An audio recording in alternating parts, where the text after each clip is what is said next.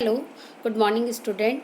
देखिए बच्चों, इस वीडियो में हम पढ़ेंगे आपका हिंदी पाठ्य पुस्तक का पाठ 2 एकता टूटने पर। तो पिछले वीडियो में हमने इस पाठ का अच्छे से रीडिंग भी कर लिया था और अच्छे से समझ भी लिए थे। तो देखिए बच्चों, इस पाठ का क्या सार है ये देखेंगे।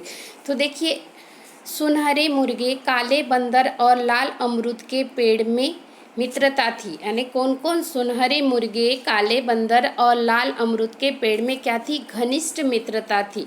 मुर्गे को कसाई, काले बंदर को चिड़ियाघर के लोगों और अमरूद के पेड़ को बच्चों से बचाने के लिए वे तीनों एक दूसरे की सहायता करते थे या मदद करते थे। देखिए बच्चों, कहने का मतलब है कि ये जब तीनों एक थे, यानी इन तीनों में अच्छी मित्रता थी, तो इनका कोई भी कुछ भी नुकसान नहीं कर सकता था या इनका कुछ भी कोई बिगाड़ नहीं सकता था। कसाई के आने पर बंदर मुर्गे को अपनी पीठ पर बैठाकर पेड़ के ऊपर चढ़ जाता और पेड़ के कच्चे अमरूद तोड़कर कसाई पर फेंक फेंक कर उसे भगा देता। चिड़ियाघर के लोगों के आने पर पेड़ बंदर को अपनी शाखाओं में छिपा लेता। नीचे मुर्गा अपने पंख फड़फड़ाकर खूब धूल उड़ाता और पेड़ पीले पीले अमरूद गिराता, जिस पर वे क्या होते थे? फिसल जाते और वहाँ से चले जाते थे। अमरूद तोड़ने आने पर बंदर उनके आसपास घूमकर उन्हें डराता। यदि फिर भी वे पेड़ के पास पहुंच जाते तो मुर्गा अपनी चोंच में एक अमरूद पकड़ लेता और बेजान सा क्या होता था? लेट जाता था, जिससे लगे कि अमरूद खाकर यह हालत हुई है और उनके अच्छे दिन बीत रहे थे। देखिए बच्चों, कहने का मतलब है, एक दिन क्या होता है? एक दिन बड़े जोरों की बारिश होती है। क्या होती है? बहुत ज़्यादा बारिश होती है और खूब ओले गिरते हैं। तो तीनों की हालत कैसी हो जाती है? तीनों मित्र की जो हालत रहती है वो कैसी? बहुत बुरी हो जाती है और वे एक दूसरे की सहायता भी नहीं करते। और पेड़ को बंदर और मुर्गे पर क्रोध आ रहा था। क्यों क्रोध आ रहा था? क्योंकि ये दोनों ने उसकी कोई मदद नहीं की थी और क्रोध आ रहा था और उनकी सहायता भी नहीं की। यही दशा बंदर और मुर्गे की भी थी। तीनों सोच रहे थे कि उनके मित्र उनकी सहायता नहीं कर रहे, यानी तीनों के मन में विचार आ रहा था कि एक दूसरे की वे सहायता नहीं कर रहे। यानी उसने मेरी मदद नहीं किया या उसने मेरी मदद नहीं किया, मैंने उसकी मदद नहीं किया। लेकिन तीनों ने बातचीत नहीं की। कहने का तात्पर्य है कि तीनों अपने अपने मन में ही विचार कर रहे थे।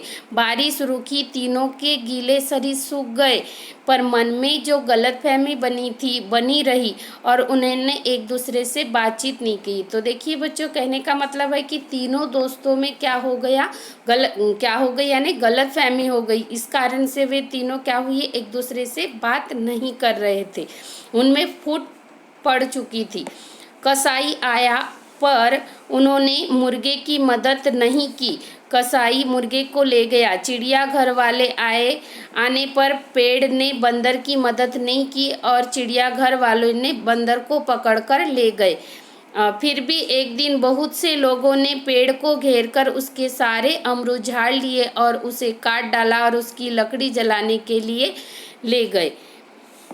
वहीं रहने वाली एक गिलहरी ने इस पर टिप्पणी करते हुए कहा कि ये सभी दोस्त दिखावा कर रहे थे। काय का? सच्ची मित्रता का, जो कि सच्चे मित्र नहीं थे। कहने का मतलब यही है कि जब तीनों मित्र जब अच्छे मित्र थे, थोड़ी सी गलतफहमी होने के बाद उनको क्या करना था कि अपनी गलतफहमी जो भी हुई थी उसको दूर करना था, तो उनकी मित्रता नहीं टूटी रहती। तो देखिए बच्चों, आपका पाठ ही है एकता टूटने पर, यानी तीनों में जो एकता बनी हुई थी वो टूट गई, तो वो क्या हो गए? बिखर गए और उनका नुकसान हो गया। तो देखिए, पाठ का क्या उद्देश्य है? एकता में शक्ति है, मित्र ही मित्र के काम आता है। एक दूसरे के काम आ रहे थे कि नहीं? मिलजुल कर बड़ी विपत्ति को टाला जा सकता है। कहने का मतलब है कि उनमें जब भी मुसीबत आती थी तो वो तीनों मिलकर मुसीबत का सामना कर सकते थे या करते थे। सच्चे मित्र एक दूसरे पर अविश्वास नहीं करते, यानी जो सच्चे मित्र होते हैं वो एक दूसरे पर विश्वास करते करते हैं। अविश्वास से क्या होता है, मित्रता टूट जाती है। अगर हमको अपने मित्र पर विश्वास ही नहीं होगा तो मित्रता टूट जाएगी कि नहीं।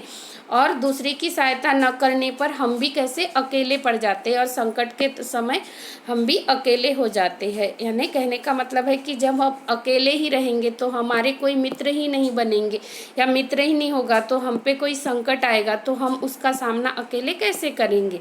तो देखिए बच्चों, यही इस पाठ का उद्देश्य है। इस पाठ में देखिए कुछ कठिन शब्द आए हैं, शब्दार्थ, जो मैं अभी इस पीक में आपको दिख रहे हैं, है ना। तो ये आपको अपनी नोटबुक में लिखना है। तो फर्स्ट है टपका देना। टपका देने का मतलब क्या होता है, गिरा देना। दूसरा है मुंह पिचकाना।